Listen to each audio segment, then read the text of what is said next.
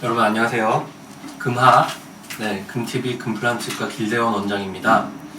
오늘은 제가 그 매직코어에 대한 설명을 드리려고 해요.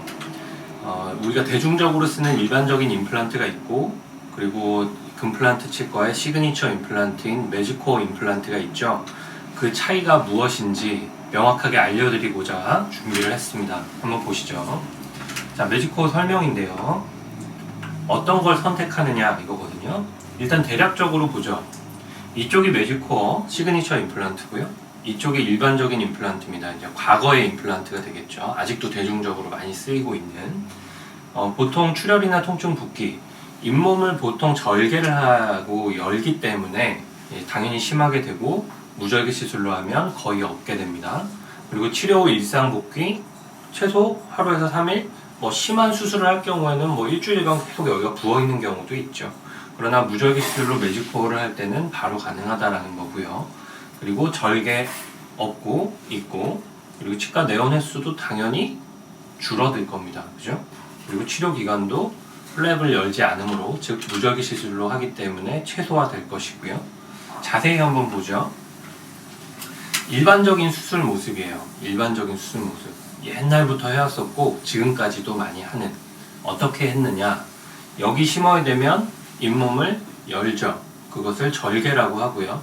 절개하고 플랩이라고 하는데, 플랩을 열면 일단은 이 안에 있는 뼈가 공급받는 피, 그 루트가 차단되는 거야. 그죠? 그래서 일단 열어요. 어쨌든. 그리고 구멍을 내죠. 식립구라고 표현을 합니다. 식립구 구멍을 내고 거기에 임플란트를 심죠. 그리고 다시 닫은 다음에 꼬매게 됩니다. 좀 너무 많이 꼬맨 감은 있는데 어쨌든 꼬매게 되죠. 그리고 나서 낫잖아요. 잇몸이 낫잖아요. 낫고 나면 다시 열어요. 왜? 이 기둥 달아야 되거든요. 그죠? 그래야 임플란트 2를 올리니까. 이런 과정을 거치게 되죠. 그러나 자, 조그만 구멍만 내고 무절개 시술로 임플란트 식립을 하면 끝이에요. 너무나 비교가 되죠. 그죠? 그래서 이제 무절개 시술을 선호하는 것이고, 시그니처 임플란트를 제가 많이 권유를 하는 것입니다. 네, 자, 다음을 보죠. 상악동 거상. 무슨 얘기냐면, 누차 말씀드렸었는데, 위쪽 어금니 부위를 수술함에 있어서 함기화라는 과정을 통해서 뼈가 내려앉고요.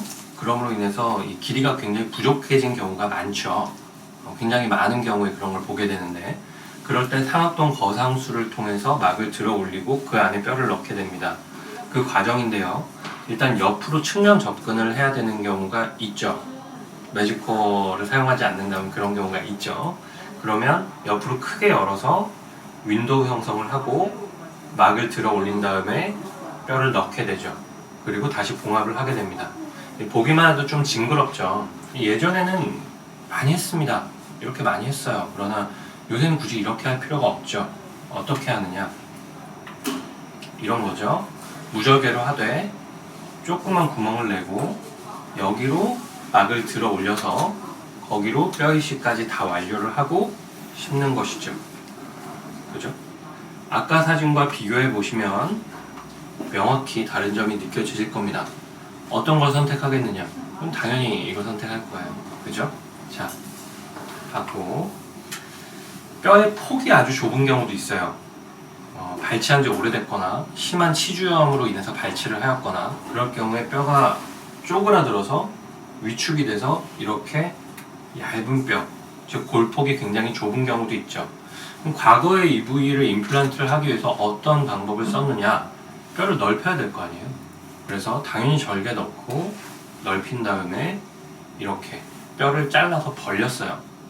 이걸 리치 스플릿이라고 하죠. 그죠?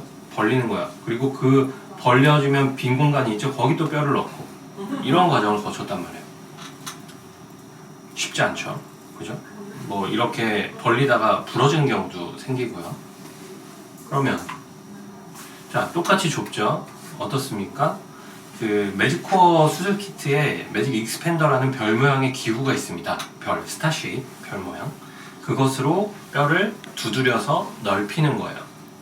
무절개로 하되 뼈를 넓혀서 확장시키고 임플란트 심은 것이죠. 전후 사진이 명확히 비교가 되죠. 그죠? 그러니까 이런 경우에도 너무나 큰 장점이 있는 것이죠. 앞서 보았던 그런 난감한 크게 여는 그런 큰 수술을 안 해도 된다는 거예요. 명확히 비교가 되시죠?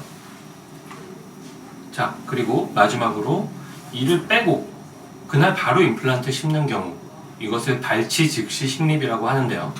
발치 즉시 식립을 할 때 과거의 일반적인 경우는 이를 빼고 임플란트 심은 다음에 그 주위에 뼈를 가득 넣고 이제 여기를 막아야 되니까 이런 차폐막도 쓰고 꼬매고 이런 복잡한 과정을 거쳤죠.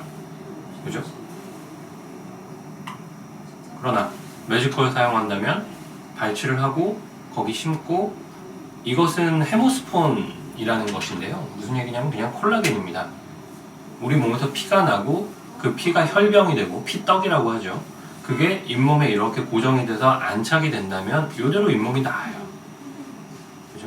여기 착안을 해서, 매직코어는 특성상 위에 포스트 부위가 크죠? 그러니까 이 큰 구멍을 막기에도 수월해지는 겁니다. 그리고 커프라는 목 부위가 있죠? 거기에 콜라겐 처리를 좀 해주면 빠져나가지도 않죠. 너무나 큰 장점들이 있는 거예요. 그래서 이를 빼고 그날 바로 심은 다음에 적절한 뼈 이식과 콜라겐으로 좀 덮어주고 대충 꼬매 놓으면 이렇게 나아주는 거죠. 그죠? 그래서 어떤 임플란트 선택하겠느냐 이거죠.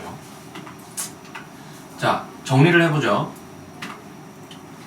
매직코어는 앞서 설명드린 그런 수술적인 간단함에 더해서 구조적으로도 굉장히 안정적인 구조를 가지고 있습니다. 왜냐면 일체형이잖아요.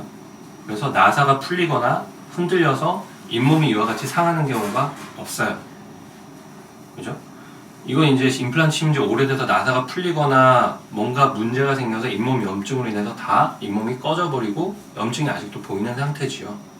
그러나 매직코어는 아주 오랜 시간이 흘러도 안정적인 상황을 유지할 수 있는 겁니다. 그리고 두 번째로 방금 설명드렸지만 일반적인 임플란트의 경우에 심고 지대주라는 어버트먼트라는 것을 연결하고 그 사이에 요 스크류라는 나사로 고정시키는 구조를 가지고 있죠. 그럼 얘는 풀리거나 흔들리거나 빠지거나 문제가 생길 수 있어요. 그죠? 완벽할 게 어디 있겠어요. 너무나 신경 써야 할 게 많은 거예요. 그러다 매직코어는 어때요? 여기까지 그냥 일체형. 그죠? 그러니까 이렇게 터지거나 부러지거나 할 부위가 없다는 거예요. 탄력을 가지고 있으니까 뭐 약간씩 휘어가면서 버틸 수는 있겠으나 얘가 터지거나 부러지는 경우는 아예 없다는 것이죠. 그죠? 일반적인 임플란트를 심고 이런 경우는 꽤나 많이 보게 됩니다. 오래 사용을 하면 이제 터지게 되는 거죠. 터지거나 나사가 부러지거나 어딘가 부러지게 되는 거예요. 연결이 돼 있으니까. 그러나 얘는 애초에 하나였기 때문에 한 덩어리, 이런 일이 안 생기는 겁니다. 그래서 매직코어를 사용하면 수술적으로도 굉장히 간단히 할 수 있고, 특히 절개를 안 하고 무절개로 한다는 엄청난 큰 장점이 있고, 그리고 매직코어 자체가 일체형이기 때문에 구조적인 안정성까지 이제 보장을 받게 되죠. 그래서 어떤 임플란트 선택하느냐는 이제 뭐 여러 가지 선택이 있을 수 있겠지만 매직코어를 선택함으로써 얻는 이득이 굉장히 크므로 웬만하면 어떤 경우에서건 간에 매직코어를 선택하는 게 술자와 환자를 위해서 모두 좋은 선택이라고 생각됩니다.